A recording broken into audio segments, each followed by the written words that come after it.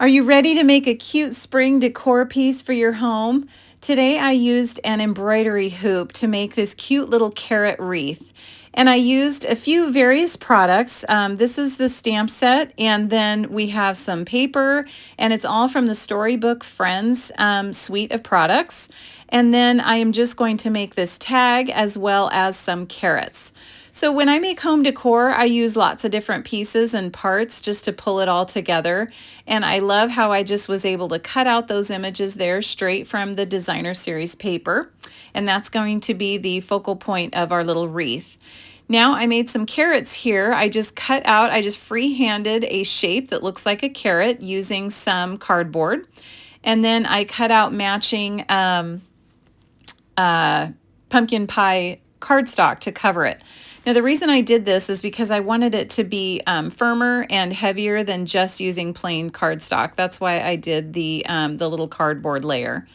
So I cut out all those little carrots, and then I used the bow punch to make the greenery that we'll put on top of the carrots. And I hot glued all of that onto the back so that it would be really sturdy. And that's what they look like. And now we're going to use hot glue to adhere the carrots all around the outside of the wreath. It's kind of hard to get it all in the camera there, but I did the best I could. So I'm just going to overlap them a little bit and put them all around the outside. Now I did them up and down on both sides of the wreath, and then left a spot in the bottom in the middle there where we could put our little Happy Spring sign. So I'm just putting on the hot glue, and we'll adhere the different carrots on there. And this just turns out so cute. It takes a little bit of time, but it's just a fun little craft. So look how cute this looks. I'm going to put some dimensionals on there so that the sign is the same height as the rest of it. So I hot glued that on so it wouldn't peel off. And now my little sign here will be the same height as the rest of the carrots and everything.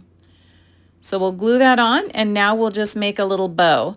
I just kind of went back and forth to make it a little bit bigger than just tying a regular bow. And I used some of our linen thread to tie this together. And then I also used some of the brown twine from the baker's twine pack to add another layer of a bow on top of that. And again, I just hot glued that together. So we'll hot glue this to the top of the wreath, and it will be done.